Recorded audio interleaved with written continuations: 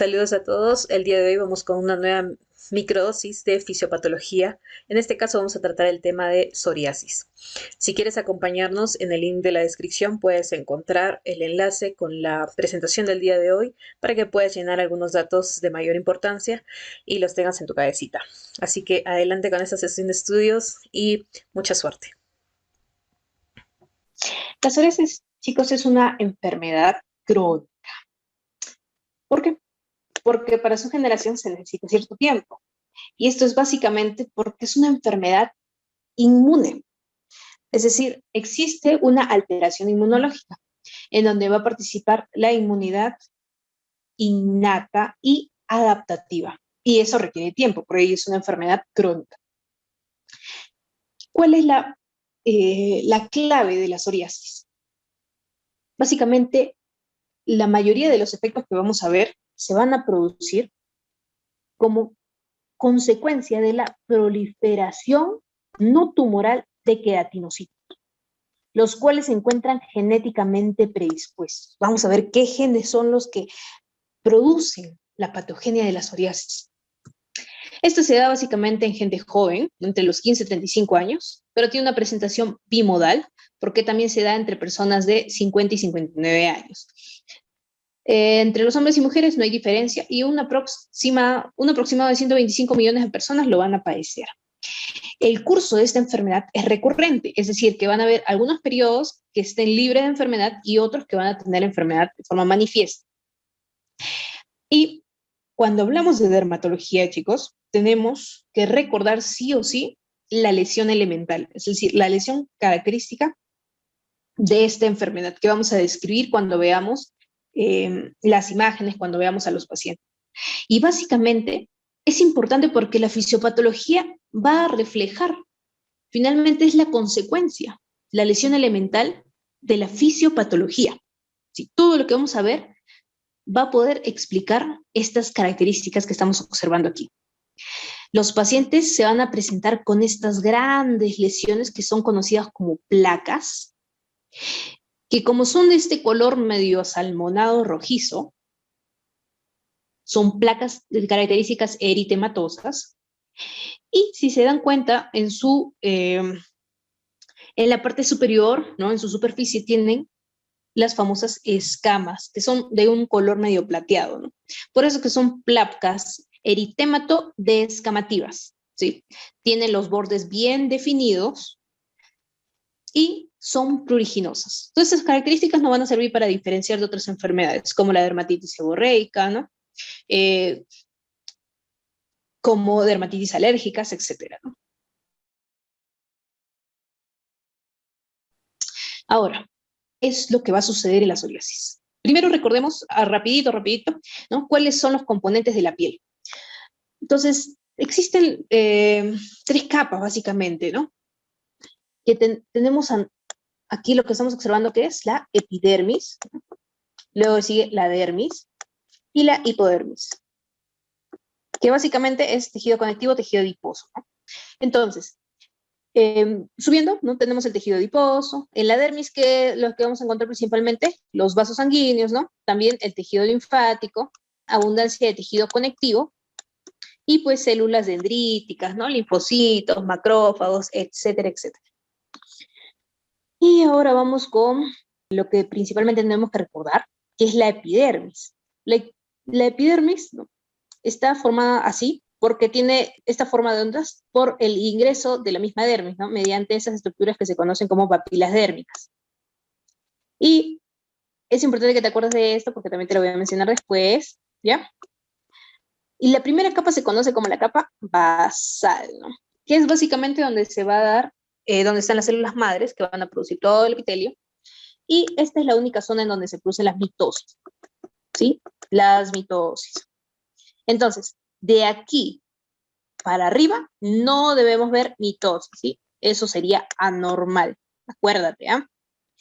Entonces, luego seguimos, ¿no? Sigue avanzando estas células y van a formar la capa, el estrato, el conocido estrato espinoso, ¿no? El estrato espinoso. Este es el estrato espinoso, que es la capa pues más abundante, en donde vamos a ver que las células progresivamente van haciendo sus núcleos más alargados, va a llegar el estrato granuloso, en donde, bueno, ya estamos viendo que tiene sus gránulos de queratolina, etcétera, ¿no? 3 capitas que progresivamente van a ir protegiendo el núcleo.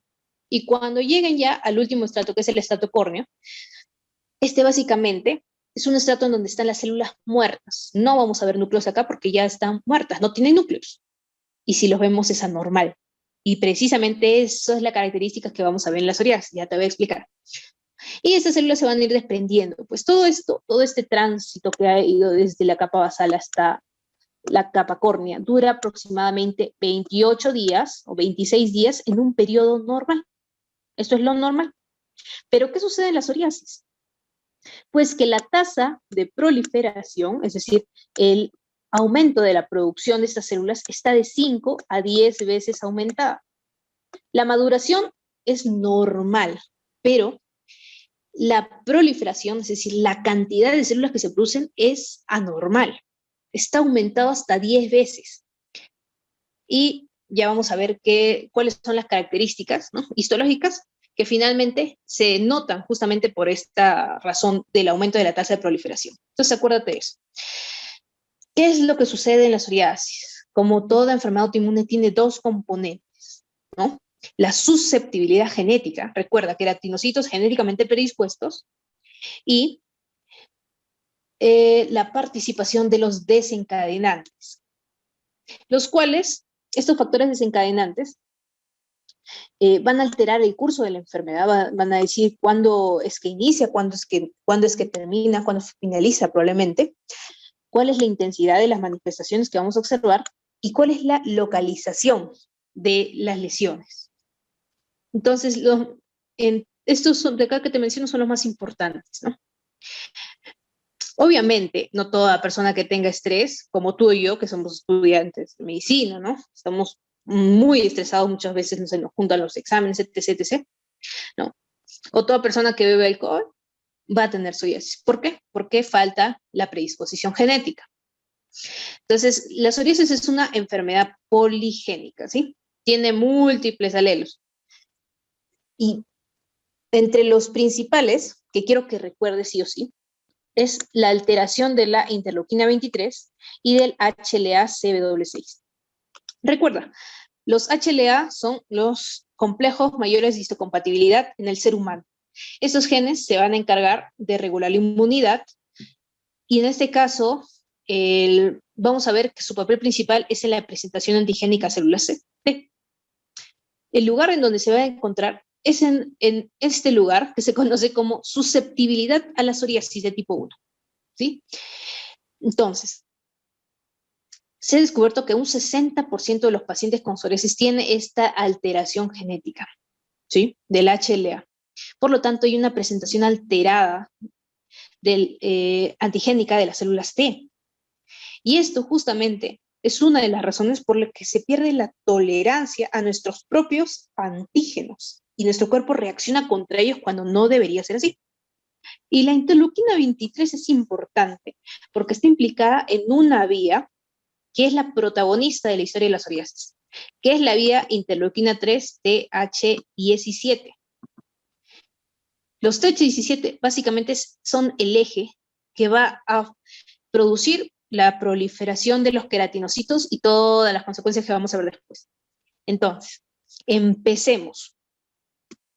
La fisiopatología de la psoriasis. Tenemos algún trauma, algún agente patógeno, o algún agente que produzca estrés, etc.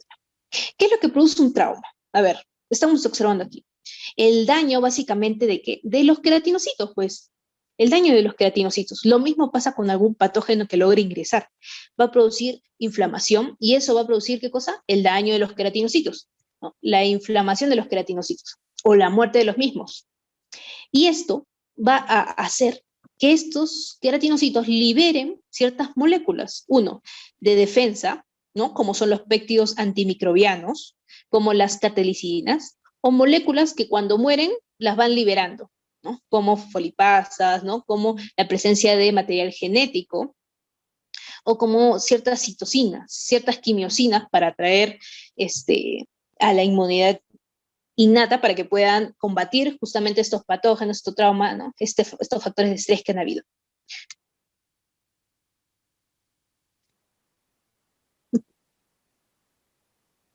Ya. Entonces, no solo eso, sino que también, por ejemplo, hay un factor importante, que te lo menciono aquí, que es el ADAMS-TCL, que básicamente es una proteína ligada a metaloproteínas asesinas. Entonces es importante porque esto desencadena uno de los primeros mecanismos patogénicos que se ven en la psoriasis, que es la producción, no, que la migración de los CD8, los linfocitos citotóxicos, que como tú ya has visto anteriormente, son los que atacan directamente a las células y terminan produciendo inflamación en este caso. Además de la liberación de citocinas, quimiosinas, ¿no? Que van a interactuar en esta cascada inflamatoria que vamos a ver a continuación. Entonces, cuando los queratinocitos les presenta este daño, este estrés, van a liberar estos péptidos, ¿no? Estos péptidos antimicrobianos. Uno de los principales es las catalicidinas, que curiosamente se encuentran, bueno, no curiosamente, que con intención se encuentran sobreexpresados en los pacientes con psoriasis. Es decir, hay una cantidad de estos. La catalicidina, también conocida como LL37, por si lo ven así en alguna bibliografía, ¿no? Tiene la característica de que se puede unir al ADN, ¿no? O al ARN, al material genético, y esto es un problema, porque puede terminar formando complejos. Y estos complejos evaden el reconocimiento de nuestro cuerpo. No hay tolerancia, se pierde la inmunidad. Y entonces ciertas células que te presento aquí son las células dendríticas plasmocitoides, una de las tantas células que reconocen, ¿no?, los antígenos. Actúan, responden, obviamente, ¿no?, a algo que para ellas no es conocido, mediante, en este caso, los interferones de tipo alfa y de tipo beta también. Y esto pues produce que haya una maduración y una migración de las células dendríticas mieloides, que son las que nosotros conocemos, ¿no? Las células dendríticas, ¿no? Los macrófagos, que van a terminar migrando ¿hacia dónde? A los ganglios linfáticos, donde se va a producir la presentación de antígenos. Entonces, esta presentación de antígenos se hace principalmente con las células CD4. Y ya te había comentado antes que cuando hay una citocina específica, como en el caso de la interleuquina 12, se va a diferenciar a TH1. Y en este caso que te había dicho, que te había comentado hace rato, que la interleuquina 23 es la protagonista de esta historia. Esta va a participar de la vía interleuquina 23, TH17. Y además también un plus, ¿no? Para que sepas, hay un TH22, ¿no? Una línea no tan conocida, todavía no se conocen muy bien sus efectos, pero te la menciono para que sepas, ¿no? Para que sepas un datito. Y se va a dar la activación, pues, del sistema inmune adquirido. Recuerda, entonces, aquí te lo digo otra vez. El eje interleuquina 23, TH17, es la vía principal que va a producir la psoriasis, ¿ya? Entonces tenemos a nuestros TH17, los protagonistas de esta historia, los cuales también, curiosamente, se ven estimulados por este factor Adams, ¿no? Estás viendo cómo nuestro cuerpo está predispuesto a generar esta inmunidad, ¿no? Porque hay una predisposición genética. Y una de las primeras cosas es recordar que la interleuquina 17 es originaria prácticamente de la inflamación aguda. ¿Por qué? Va a traer hacia los tejidos una gran cantidad de neutrófilos y también de los macrófagos, ¿no?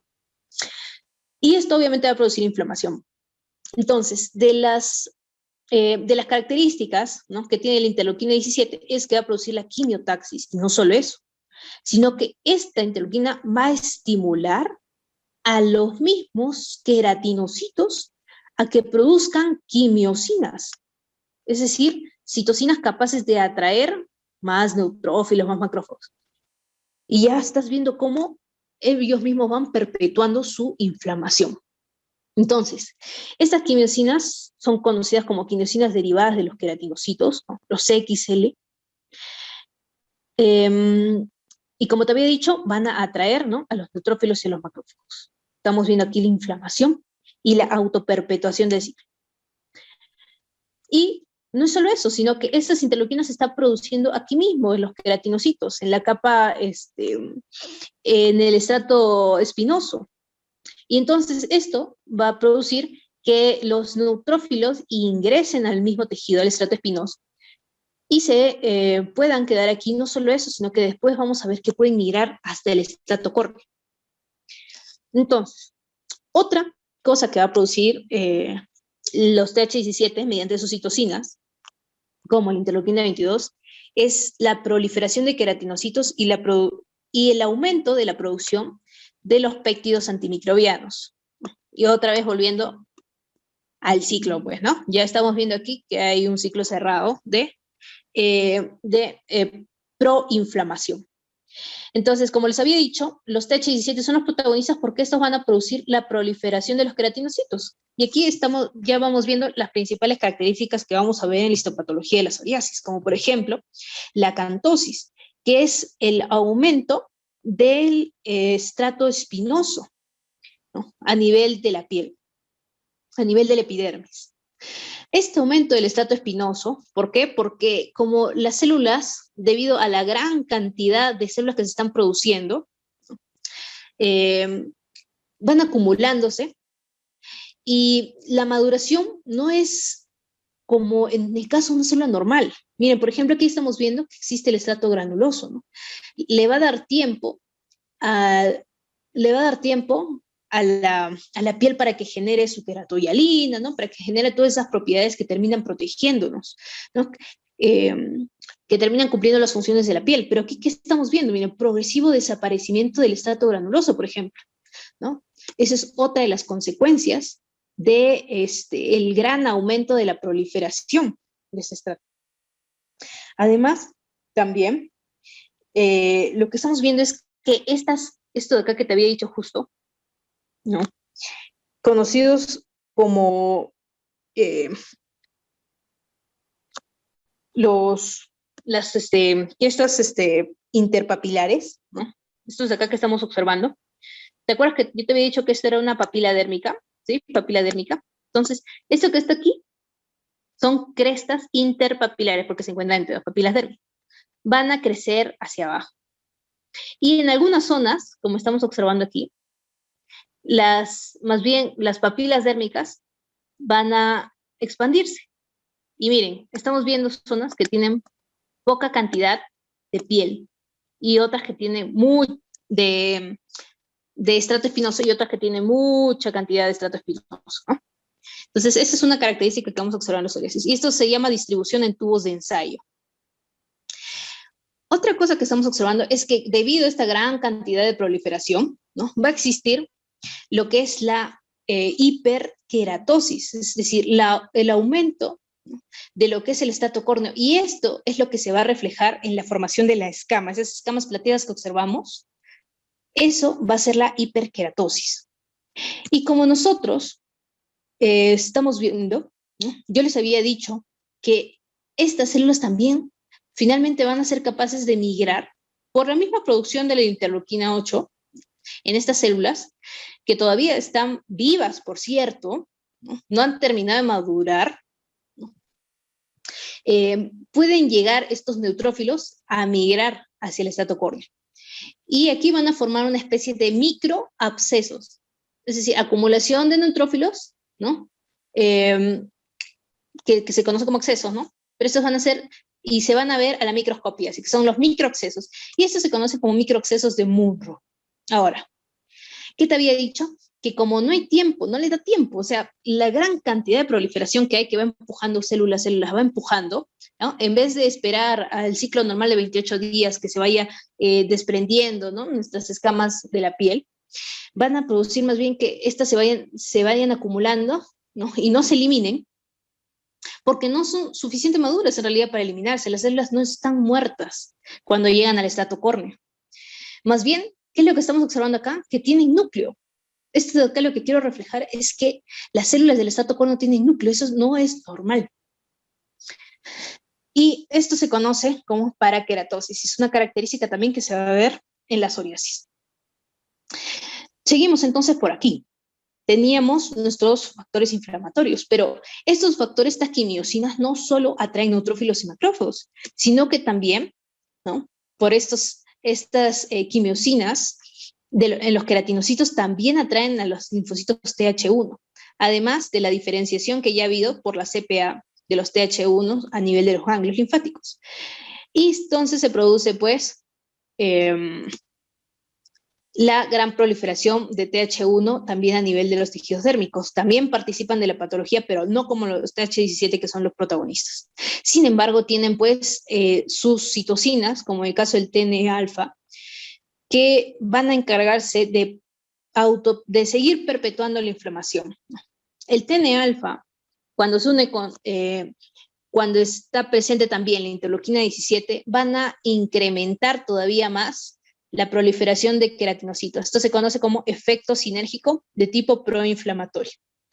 Y entonces, como estamos viendo, ya hay otro ciclo cerrado en donde se va aumentando la inflamación a nivel de la dermis y la epidermis, ¿no? Entonces, los queratinocitos también se van a ver afectados y también van a participar de la patogenia, no solo produciendo y liberando sus autoantígenos, produciendo sus propias citocinas, sino también produciendo ciertos factores de crecimiento. Por lo que nosotros vamos a observar, por ejemplo, la producción del factor de crecimiento del endotelio vascular, el cual es famoso por producir la angiogénesis. ¿Recuerdas la angiogénesis? Recuerda que en las papilas dérmicas se van a encontrar gran cantidad de papilares, de capilares. Entonces, a este nivel van a aumentar los vasos sanguíneos y también se van a dilatar. Se van a dilatar. Y eso también es lo que contribuye a lo que te mencionaba hace rato, que las papilas dérmicas van a ir creciendo, van a ir aumentando de tamaño, ¿no? Entonces, en esa región donde se encuentra la epidermis se va a hacer cada vez más pequeña, mientras que en la otra más bien se está alargando, ¿no? Eso se conoce, como te dije, distribución en tubos de ensayo, como si fueran tubos de ensayo. Ya listo, entonces esto se va alargando. Eso, además, también pero se produce el factor de crecimiento derivado de plaquetas, que tiene relación con la producción de gran cantidad de fibroblastos a nivel de la dermis. Y yo te había dicho también que las lesiones estas, que en este caso, volvamos aquí, ¿ya? Volvamos a la angiogénesis. Miren, a la angiogénesis y a la dilatación de los capilares. Entonces, ¿te estás dando cuenta que cada vez se está acercando más a la epidermis? Entonces, ¿qué pasaría si yo desprendo este tejido? Miren, eso es lo que vamos a ver acá. Concéntrate aquí, mira, aquí donde estoy, acá. Concéntrate acá. Mira lo que está sucediendo, ¿ah? Ahí está mi escama. Y mi escama se levantó, se elevó, la desprendí. Y como está tan cerca los vasos sanguíneos por la gran dilatación que ha habido, va a haber un sangrado, unos pequeños puntitos sangrantes. Eso se conoce como el signo de Auschwitz, ¿sí?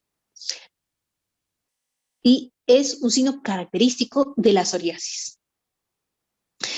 Además, te había dicho que había también un prurito en la psoriasis, y esto es porque se ha encontrado gran cantidad de mastocitos por la misma señalización inflamatoria que hay, ¿no?, que van a liberar, pues, sus factores pruritógenos. Yo te invito a que leas un poco acerca de lo que es la fisiopatología del prurito. Es bien complejo, ¿eh? Pero es bien... Hay aquí los mastocitos de la dermis, ¿no?, van a expresar unas proteasas, son las liptasas, las quimasas, y estas van a estimular las terminaciones nerviosas que hay a nivel de la dermis, ¿no? Estas terminaciones nerviosas van a producir justamente esta sensación de prurito, que es característica de la psoriasis también. ¿Ya? Hay muchos más factores, ¿no? Y tenemos otro fenómeno más clínico, que se conoce como el fenómeno de Doppler. Fenómeno que explicaremos en el próximo video. Así que espero